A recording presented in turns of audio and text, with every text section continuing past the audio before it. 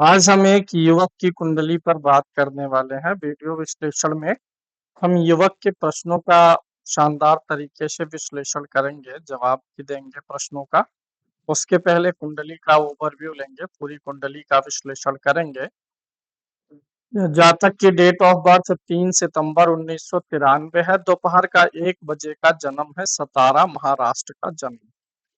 सबसे पहले मैं इस कुंडली में पहले की भांति ग्रह स्पष्ट बताऊंगा और इस कुंडली में बहुत अच्छी रोचक चीजें हैं, उन्हें भी आप जानेंगे। साथ ही साथ दर्शक ये भी सीख पाएंगे कि प्रश्नों का विश्लेषण, प्रश्नों का उत्तर किस प्रकार से एक स्ट्रक्चर्ड वे में दिया जाता है।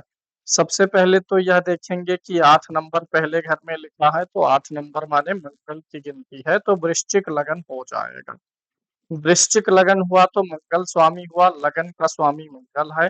इनकी राशि की बात करें तो 12 नंबर की गिनती जो होती है मीन राशि होती है, जिसका स्वामी बृहस्पति होता है। चंद्रमा जिस राशि में बैठे वह व्यक्ति की राशि होती है, तो इनकी मीन राशि है। वर्तमान समय में इनकी शनि की 7.5 चल रही है, क्योंकि शनि का गोचर आजकल चंद्रमा के ऊपर से चल रहा है। अभी लगभग 1 साल मोटे तौर पे शनि महाराज इसी राशि में रहेंगे। 1 साल के बाद अगला 2.5 साल शनि मेष राशि में चलेंगे, तो मोटे तौर पे 3.5 साल की 7.5 अभी इनकी बची हुई है। आते हैं ग्रह स्पष्ट पे। लगन इनका वृश्चिक लगन है। लगन 19 अंश पर है। लगन में वृश्चिक राशि है। ज्येष्ठा नक्षत्र है। बुध का नक्षत्र लगन में है। अब अगर बुध का नक्षत्र लगन में है तो ये नक्षत्र इस लगन के लिए कैसा फल करेगा, नक्षत्र स्वामी पे निर्भर करता है। बुध अच्छी स्थिति में है, मतलब अच्छे भाव में बैठा हुआ है। अगर नक्षत्र स्वामी अच्छे भाव में हो तो आमतौर पे वह अच्छा फल कर देता है। तो लगन स्वामी अगर दसम भाव में नक्षत्र स्वामी, लगन का नक्षत्र स्वामी दसम भाव में हो तो दसम भाव पद प्रतिष्ठा मान सम्मान का होता है। तो व्यक्ति के व्यक्तित्व में मान सम्मान, पद प्रतिष्ठा आदि के प्रति चाहत और उस हिसाब से जीवन को बैलेंस करने का संयोग बनता है। सूर्य कुंडली में 17 अंश का है। सिंह राशि में है, यानी अपनी राशि में है। सूर्य सिंह राशि में है। पूर्वा फाल्गुनी नक्षत्र में है, शुक्र के नक्षत्र में है। तो सूर्य किसके नक्षत्र में है, शुक्र के नक्षत्र में है। तो जो ग्रह जिसके नक्षत्र में है, यानी नक्षत्र स्वामी के भाव के फल के अनुसार उसे सुविधा या असुविधा होती है। तो सूर्य जो है किसके नक्षत्र में, शुक्र के, और शुक्र भाग्य में बैठा है, यानी शुक्र का भाग्य जो है वह सूर्य को सपोर्ट करेगा। यानी सूर्य का नक्षत्र स्वामी एक अच्छे भाव में बैठा हुआ है, भाग्य भाव में, तो सूर्य को भाग्य का बल मिलेगा। चंद्रमा की बात करें, चंद्रमा 11 अंश का है। मीन राशि में है। उत्तरा भाद्रपद नक्षत्र में है, शनि के नक्षत्र में है। चंद्रमा कुंडली के पंचम भाव में मीन राशि में होकर के शनि के नक्षत्र में है। शनि कहाँ बैठा, कुंडली के चौथे भाव में बैठा हुआ है। तो चौथे भाव के फल जो होते हैं वो चंद्रमा में अपने आप समाहित होने लगते हैं। यानी चंद्रमा का नक्षत्र स्वामी जो शनि है वह भी अच्छे भाव में बैठा है, इसलिए चंद्रमा को नक्षत्र स्वामी से परेशानी नहीं आएगी। मंगल 20 अंश का है। कन्या राशि में है। हस्त नक्षत्र में है, चंद्रमा के नक्षत्र में है। मंगल कुंडली के लाभ भाव में बैठा हुआ है और पंचम भाव में स्थित चंद्रमा के नक्षत्र में है। तो मंगल का भी नक्षत्र स्वामी अच्छे भाव में बैठा हुआ है। पंचम भाव इसे जो है बल देगा। बुध कुंडली में 21 अंश का है और अस्त स्थिति में है, सूर्य के साथ सिंह राशि में और शुक्र के ही नक्षत्र में है। तो यहाँ पर क्या होगा, बुध भी जो है, बुध का नक्षत्र स्वामी शुक्र अच्छे भाव में है, यानी भाग्य भाव में है। तो भाग्य वाला इम्पैक्ट, प्रभाव बुध में भी आएगा, लेकिन बुध इस कुंडली में अस्त हो रहा है। सूर्य 17 अंश का है और बुध 21 अंश का है, तो दोनों के बीच मात्र 4 अंश का अंतर है, जिसके कारण बुध की अस्त वाली सीमा जो है अधिक भी हो गई है। यानी बुध इस कुंडली में अपना प्रभाव, अपना तेज खो दिया है। बुध का तेज किसके साथ मिक्स हो गया है, सूर्य के साथ। गुरु इस कुंडली में 21 अंश पर बैठा हुआ है, कन्या राशि में है, हस्त नक्षत्र चंद्रमा के नक्षत्र में। तो वही गुरु मंगल के साथ एकादश भाव में है और गुरु जो है चंद्रमा के नक्षत्र में है, यानी नक्षत्र स्वामी अच्छे भाव में है। और पंचम भाव क्या होता है, बुद्धि का, पूर्व जन्म के पुण्यों का। तो पूर्व जन्म के पुण्यों का बल और बुद्धि का बल गुरु मंगल दोनों को मिलता है, क्योंकि गुरु मंगल दोनों चंद्रमा के नक्षत्र में है। शुक्र की बात करें तो 14 अंश का है, कर्क राशि में है, पुष्य नक्षत्र शनि के नक्षत्र में है। तो ये शुक्र जो है नवम भाव में बैठा हुआ है, कर्क राशि में है और चतुर्थ भाव में स्थित शनि के नक्षत्र में है। अब ये जो शुक्र होता है ये भोग विलास लग्जरी घर गाड़ी आदि का कारक, लग्जरी चीजों का। और किसके नक्षत्र में बैठा है? उस ग्रह के नक्षत्र में बैठा है जो खुद आकर के लग्जरी के घर में, सुख साधन के घर में बैठा है। यानी ये सुख साधन, शनि चूंकि नक्षत्र स्वामी सुख साधन के घर में है, तो इस भाव का प्रभाव शुक्र पर आएगा, अच्छी बात है। शनि 2 अंश का होकर के बैठा हुआ वक्री है, कुंभ राशि में है, धनिष्ठा नक्षत्र में है मंगल के। तो शनि के ऊपर जो है मंगल का इम्पैक्ट आएगा। शनि स्वराशि में बैठा हुआ है 11 नंबर की गिनती में। शनि के ऊपर लाभ भाव का भी प्रभाव आएगा, क्योंकि शनि का नक्षत्र स्वामी लाभ भाव में है। शनि यहाँ पर वक्री भी है, यानी वक्री ग्रह कर्मों की परीक्षा लेता है। तो शनि इनके कर्मों की परीक्षा लेता रहेगा, चूंकि शनि कर्म कारक है ना, तो इसलिए कर्मों की परीक्षा। जो ग्रह वक्री होता है उसी के कारकत्व से संबंधित जीवन में परीक्षाएं आती हैं। तो शनि कार्मिक परीक्षण करता रहेगा, जो इन्होंने पीछे गलतियां की होंगी कभी, फिर जीवन में वैसे ही माहौल लाएगा और शनि ट्राई करेगा कि पिछली बार इन्होंने जो गलतियां की थी क्या वो फिर से करेंगे, रिपीट करेंगे कि नहीं करेंगे। आमतौर पे 36 साल की आयु के बाद में शनि का वक्री प्रभाव एकदम से बदलता है और बहुत शुभ हो जाता है, शुभ हो जाता है। 32 साल की आयु से ये काम करना शुरू कर देता है। मतलब शनि का वक्री ग्रह व्यक्ति को परिपक्व बनाने में टाइम लेता है। बार-बार व्यक्ति के जीवन में एक ही प्रकार की परिस्थितियों को रिपीट करेगा। चौथे में है तो एक ही प्रकार की घरेलू परिस्थितियों को भी रिपीट करेगा, कर्मों से जुड़ी हुई परिस्थितियों को रिपीट करेगा और 32 साल तक सिखाएगा। 32 के बाद 36 के बीच तक, इन 4 वर्षों में ये मजबूत होने लग जाता है। मतलब शनि का भी नक्षत्र स्वामी लाभ भाव में है, तो शनि का भी नक्षत्र फल अच्छा है। राहु 13 अंश का है, वृश्चिक राशि में है, अनुराधा नक्षत्र में है, शनि के नक्षत्र में। तो राहु लगन में ही बैठा हुआ है। वृश्चिक लगन में राहु लगन में बैठा ग्रह अच्छा नहीं माना जाता है। नक्षत्र का जो स्वामी है चौथे भाव में है, तो नक्षत्र का फल तो ठीक है, लेकिन राहु का स्वयं का भाव फल ठीक नहीं बनता। केतु 13 अंश का है, वृषभ राशि में है, रोहिणी नक्षत्र में है, चंद्रमा के।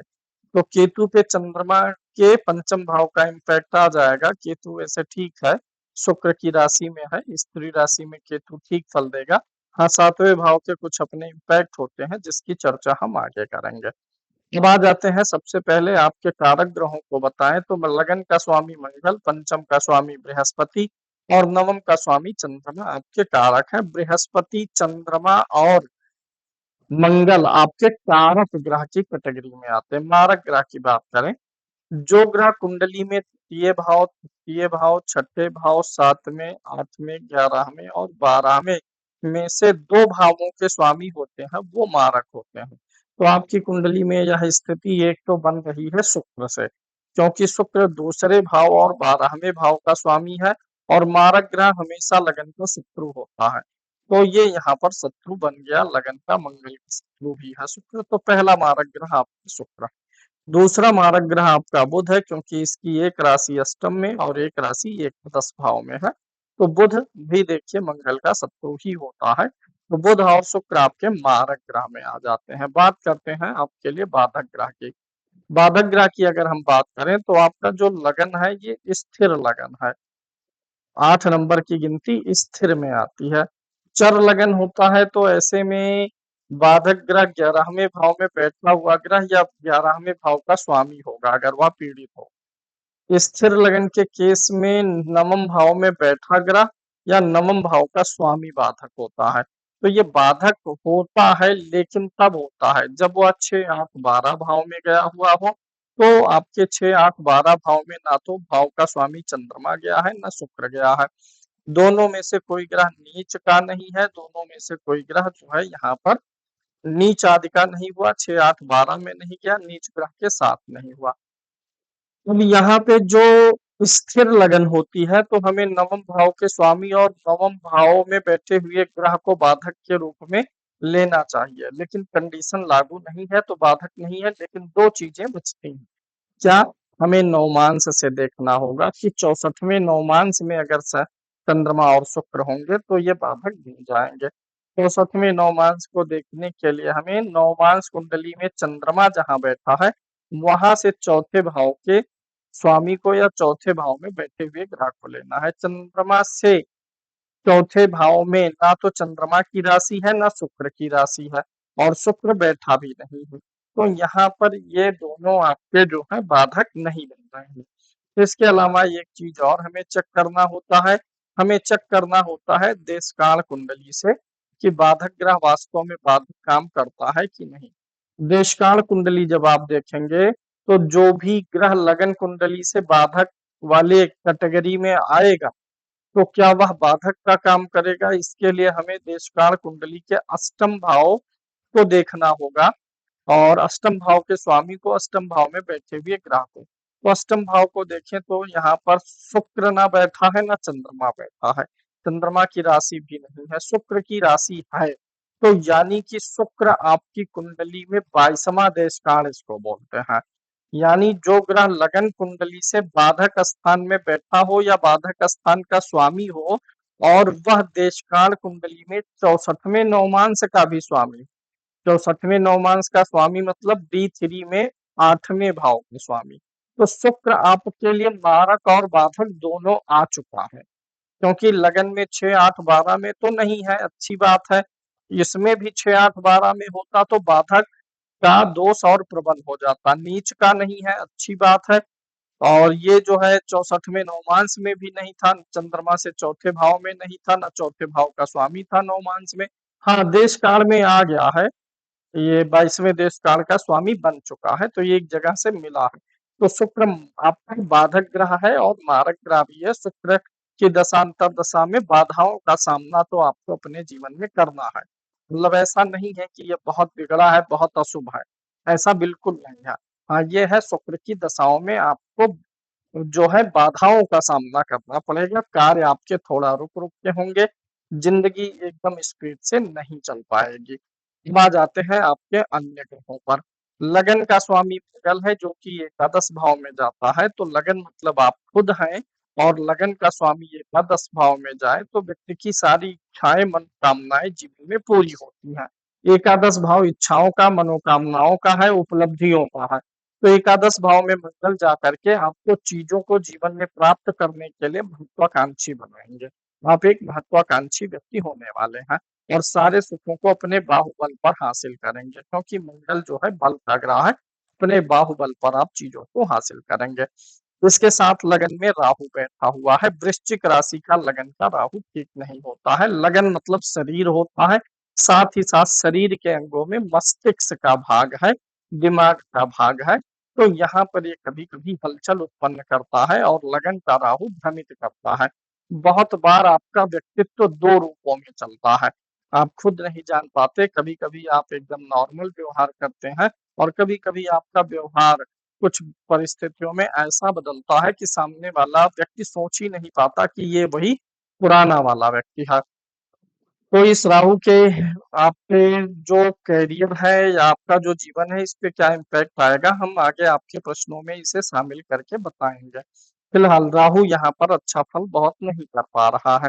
अच्छी बात यह है कि लगन का स्वामी अच्छा बैठा हुआ है और गुरु के साथ में बैठा हुआ है। मंगल और गुरु की युति महाधन योग बना रही है, क्योंकि मंगल कुंडली का लग्नेश है, लाभ भाव में आया है और गुरु धनेश है।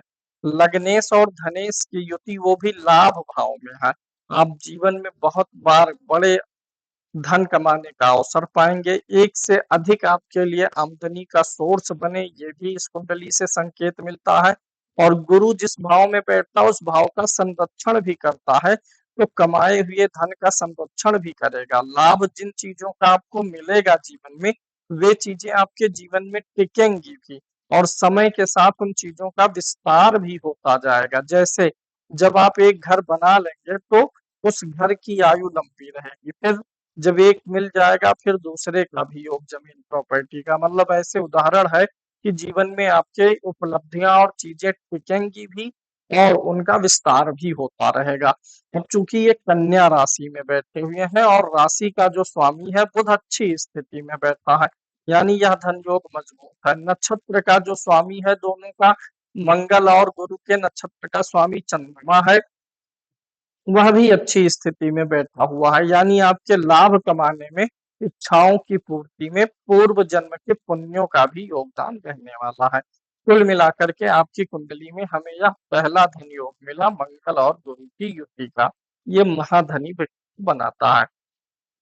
कुंडली के अब दूसरे भाव का फल अच्छा है। तीसरे भाव और चौथे भाव का स्वामी शनि है, जो कि वक्री होकर के चतुर्थ भाव में बैठा है।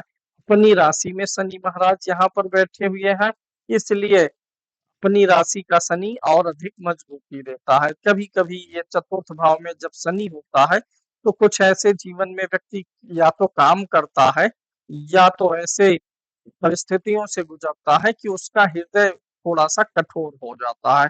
तो आपका हृदय थोड़ा-सा कठोर हो जाएगा समय के साथ-साथ। बहुत भावनात्मक रूप से आपको कोई प्रभावित नहीं कर पाएगा। इमोशन में बह करके आप नहीं काम लेंगे। हालाँकि अभी साढ़े साती चल रही है, तो आप पे इमोशन हावी होते हैं, लेकिन साढ़े साती का यह दौर जब निकलेगा, उसके बाद आप इमोशनली बहुत मजबूत होकर के निकलने वाले हैं। चौथे भाव में शनि हो तो शनि थोड़ा देर से देगा, मन माफिक घर, गाड़ी आपको मिलेगी, ज़मीन प्रॉपर्टी भी आपकी खूब बनने वाली है। थोड़ा देरी कराता है, वक्री है इसलिए, लेकिन शनि मजबूत देगा। अपनी ही राशि में है ना, लोहे का कारक ग्रह कौन-सा है? शनि है। सबसे मजबूत धातु लोहे की मानी जाती है आम तौर पे जो जनरल यूज़ में आती है। तो जैसे लोहा मजबूत होता है, वैसे शनि मजबूत ग्रह है। तो शनि जिस भाव में बैठेगा, उस भाव की चीज़ों को मजबूत बनाएगा। तो आपका जब भी जीवन में घर बनेगा तो बढ़िया घर बनेगा, मजबूत घर बनेगा। गाड़ी शनि देगा तो आपको मजबूत गाड़ी देगा, सेफ्टी फीचर उसमें रहेंगे। हो सकता है शुरुआत छोटे से हो, लेकिन विकास के दौर में आप काफ़ी मजबूत गाड़ी, मजबूत घर और बढ़िया ज़मीन और प्लॉट आदि के स्वामी भी बनने वाले हैं। शनि कुल मिलाकर के बहुत अच्छा है आपका।